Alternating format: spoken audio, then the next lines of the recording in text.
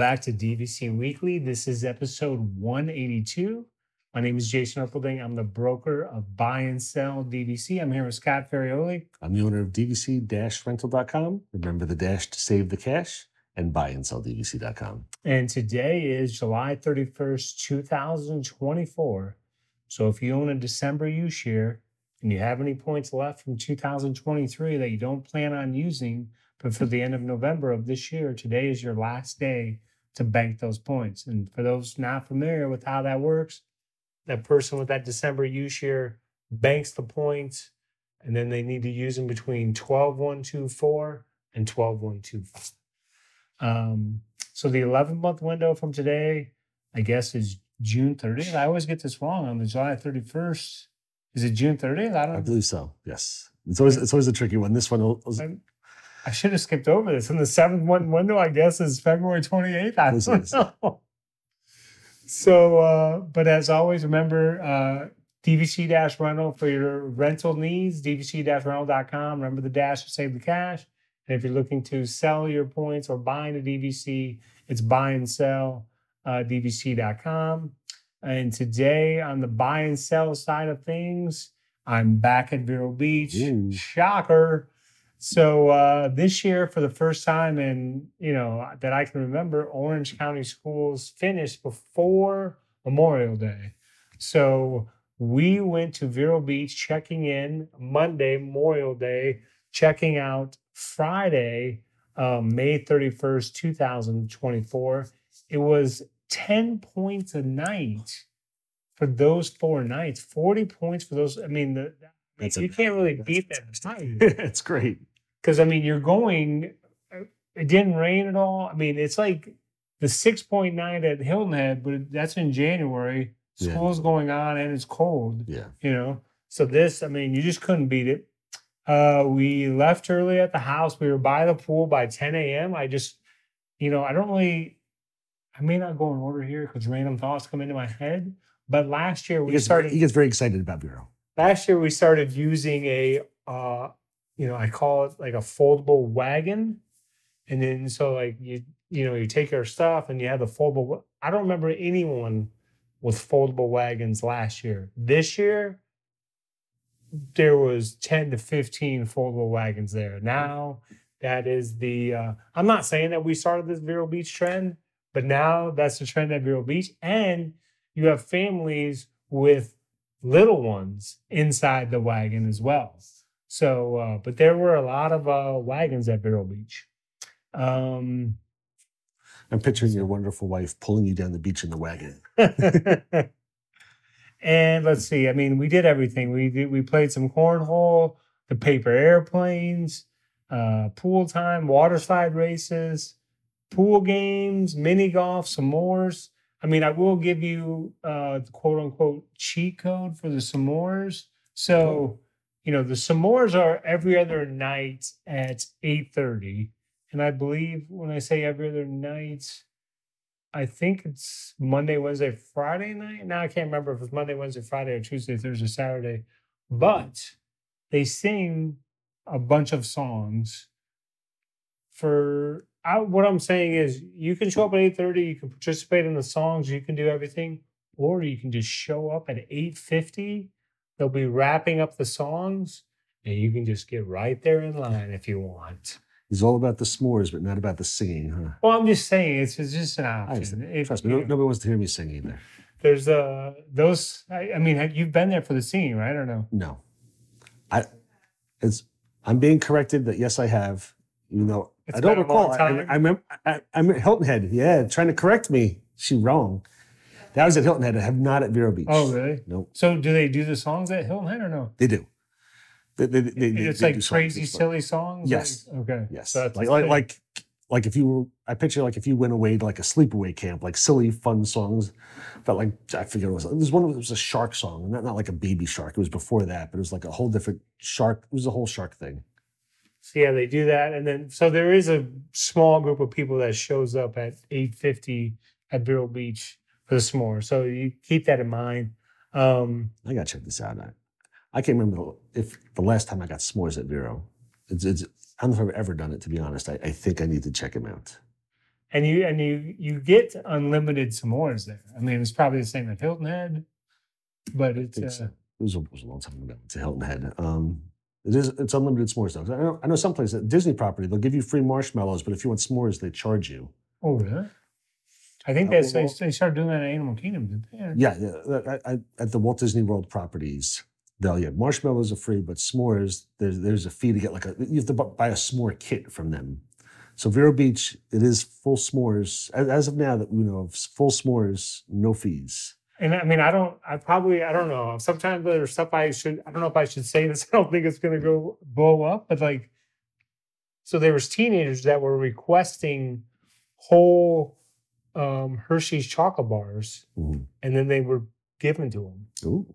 So, I mean, that's not really, it's kind of, probably some. How many chocolate bars did you leave with, Jason? No, I did not leave with any. Hey, they got some. I want some too. Bingo. Did you play billiards?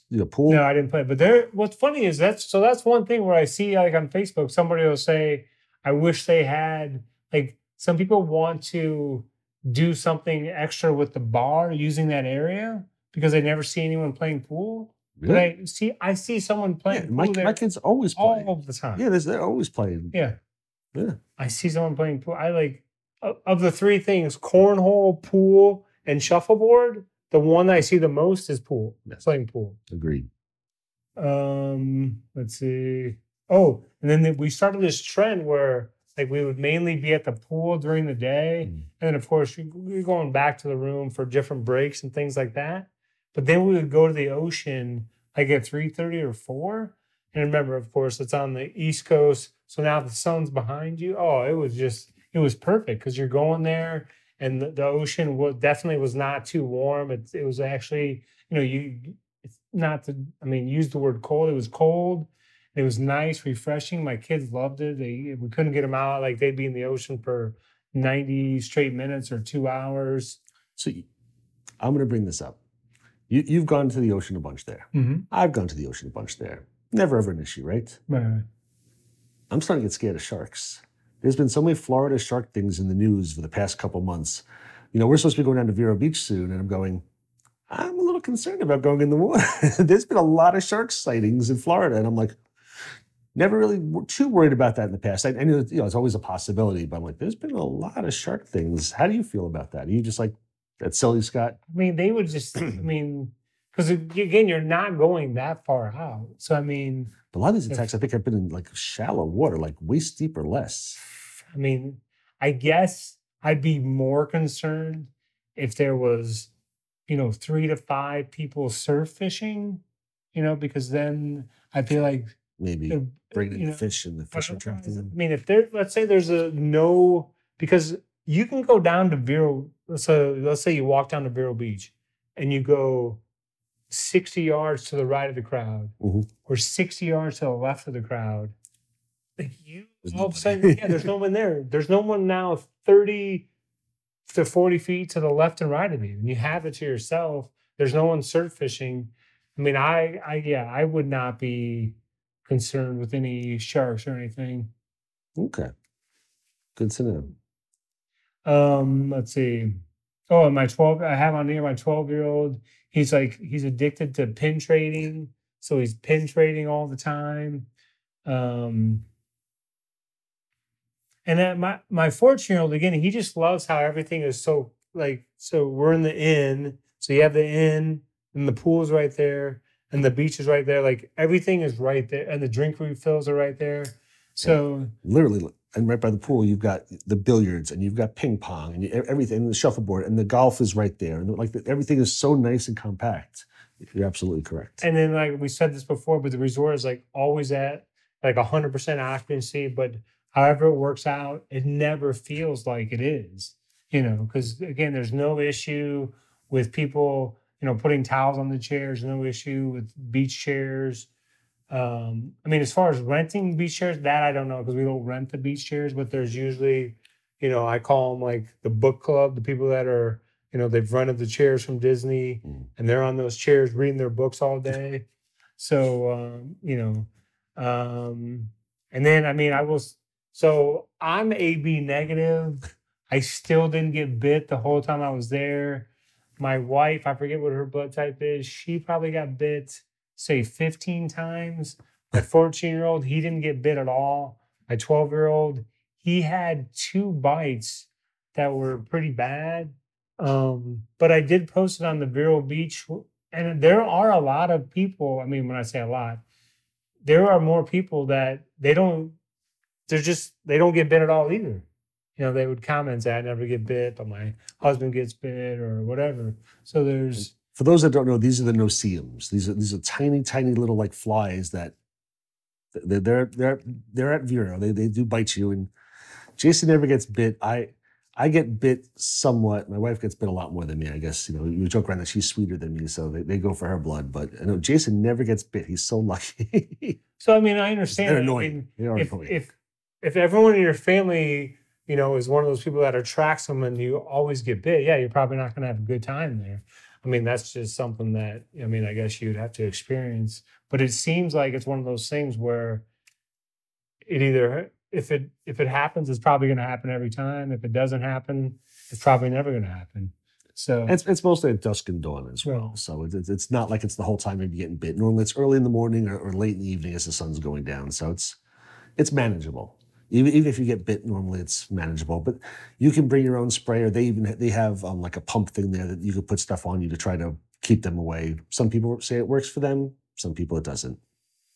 But I mean, my family again love it. While we were there in May, we did book again to go for New Year's.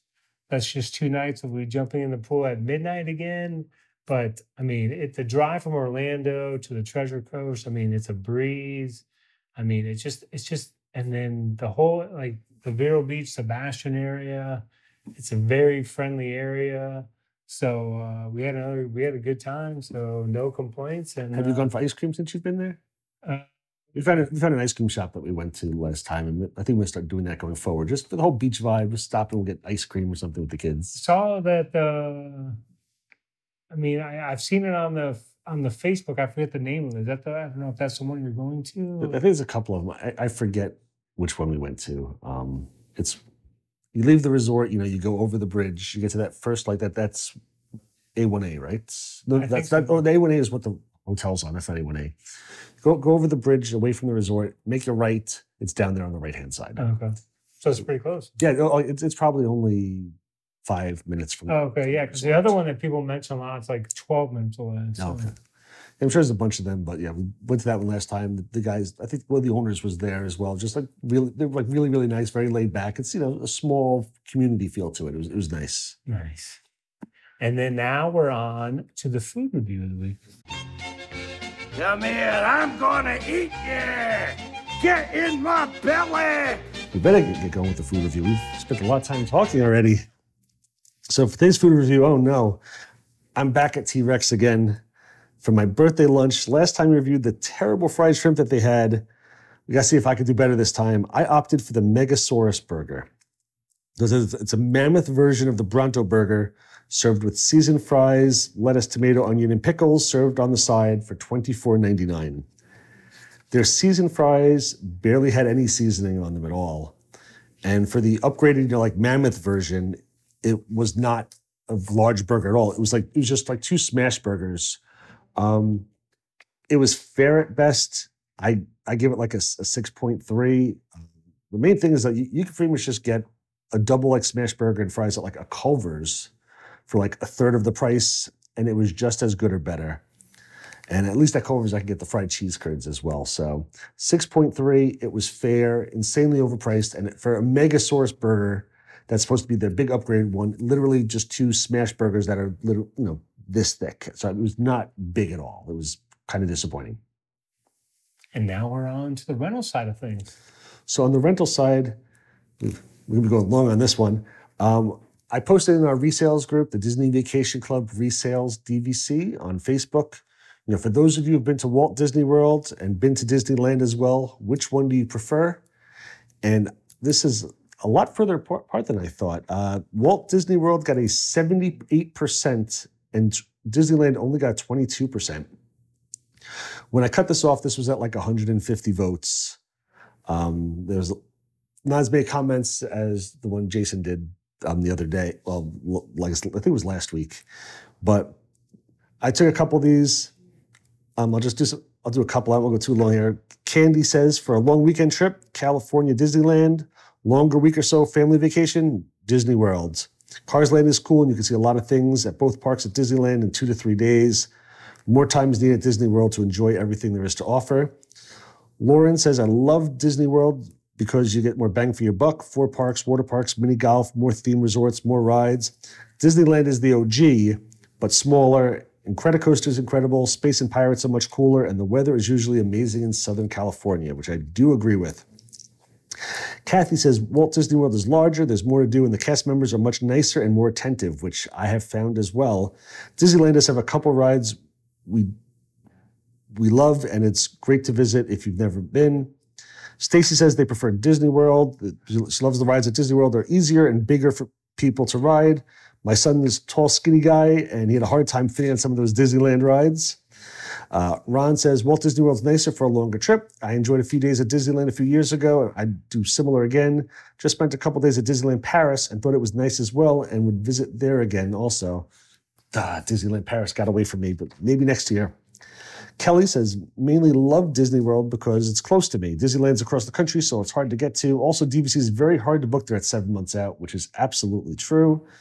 And I would never be an owner there, so that makes it hard. For the prices I've heard, it's cheaper to pay a little extra for flights to go to Tokyo. So I think I would do that before going back to California. I've heard a lot of people posting that as well recently, that the price at Tokyo is inexpensive. Like the hotel's not too expensive. I think it's hard to get into, but it's not very expensive. The park tickets are inexpensive. I think only like the food is inexpensive. So some people are saying that's actually only a little bit more money to fly to Tokyo than to go to California. Last one I have, Rebecca says, we are on the East Coast and are Walt Disney World pass holders, but Disneyland is my favorite. There's a very tangible feeling of magic once you enter the gates, different than when you feel at Walt Disney World. Walt walked there, and it was the park that started it all. Disney Adventure is also my favorite park. If I could be anywhere at any given time, I would be at the Animation Courtyard in Disney California Adventure. Can't explain it, but it brings me pure joy and peace. The food quality is better. It's not an exhausting experience, and there's no humidity. That's true. This doesn't mean I don't love Disney World, but there's just something about Disneyland. So Disney World takes the win, but Disneyland does have a bunch of voters too. And I've done both Disneyland and Disney World this year. Personally, I like Disney World better. It's got a lot more stuff to do, a lot more rides, but Disneyland is very convenient. The weather is beautiful. I found a lot of the snacks at Disneyland to be better. So that very, very different options. I mean, on the last comment, I think she touched on it. I think I would say I haven't been to California to experience Disneyland, but she mentioned like Disney World, an exhausting experience. I mean, it is. Oh, yeah. I mean, I don't know. Is Disneyland close to being an exhausting experience, or it's still pretty exhausting. It depends how much you do. There's the people who do Walt Disney World, Commando. They get there at rope drop and then they stay the whole day. And there's people who do that at Disneyland as well. And no matter where you do it, it's going to be exhausting. But the weather and the humidity is definitely better in Disneyland, so it definitely takes less out of you. And also, there's a lot less walking in Disneyland because everything. It's the first park, so Walt Disney World's a lot more spread out. Disneyland is very, very compact. So a lot of times, you can hop on a ride and jump into another queue after taking, 40 steps and then be on another ride in 50 steps. Like it's all right there. When you go to Animal Kingdom, and sometimes it feels like it's a quarter-mile walk between rides. So everything is very, very tight in Disneyland, which is very, very helpful, and I guess will make it less exhausting. One thing, though, is that all their queues are pretty much outside. So while it's not as hot, you're sitting there outside. Where Disney World, a lot of times you hop in a queue, you're inside in air conditioning. Disneyland, you were out there exposed to the elements. And then I should probably know this, but I don't. So don't blast me. So I hope I know this, or else I'm gonna look bad then too. Disneyland. Go on. Does it have other theme parks near it, like Walt Disney World does, like Universal, SeaWorld, Gatorland? None of that. Chris Malick?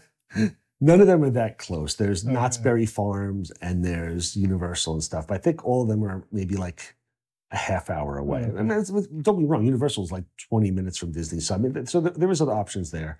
I haven't done Knott's Berry and I haven't done Universal. I'm sure that there's other ones that are nearby that I don't know, but there are other places to go as well. Because I mean, going back to the exhausting experience, I mean, there's people here that come here and they have teenagers and they're doing, Epcot one day, the next day they're going to SeaWorld to watch shows, the next day they're going to Universal to do all the roller coasters. I mean, they are literally going to need a vacation from their vacation. I don't think people do that as much at Disneyland. Plus, also a lot of times, as long as you're staying close by, and a lot of it's you can walk to the park, and literally, the entrance for Disneyland and California Adventure is, I don't know the exact number, 50 yards. Oh, okay.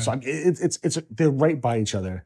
So at Disney World, a lot of times you'll leave your resort and you've got to hop on a bus or you've got to hop on a monorail and you go somewhere and then you're jumping all over, or you're taking your car, you're hopping, you're all over the place. Disneyland is just so centralized right there. So I guess maybe there's not as much travel time as well. So probably less exhausting on that, where after hopping on buses and at the end of the day standing there next to somebody holding onto the bus or on the monorail where you're squeezed in like sardines, there's none of that at Disneyland. So, I mean, now that we talk about it even more, I'm surprised because, again, the people that were voting were supposed to have been to both. I thought the numbers were going to be much closer. So that is surprising. I mean, I specifically said I didn't want just the people that have been to Disney World go, Disney World's better. I specifically said this is just for people who've been to both parks. Or someone from Miami who's prefer? never going to go to Disneyland, because it's just right here, So these are all for people who've been to both parks. That's surprising. 78% said Walt Disney World. I thought Disneyland was going to get a stronger reaction than that, but I thought it would have been like 60-40. I thought so too. Because I know the Disneyland people, typically the people in California love Disneyland. And there's a lot more stuff to do at Walt Disney World, but it's just like, that's their love. That's Walt's park. They're attached to that. But it went a little differently than I thought. I mean, I thought Disney World was going to win, but I was not expecting that big of a blowout. Let us know your thoughts on there. Yeah. Let us know. And come back and see us next week. All right. I think we should wrap it up. That's it. Thank you for watching. We appreciate you all. Have a wonderful day.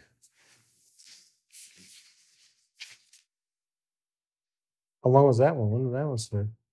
I believe 10:50. Oh, man. 22, 27. Oh, 21. I thought it said 27.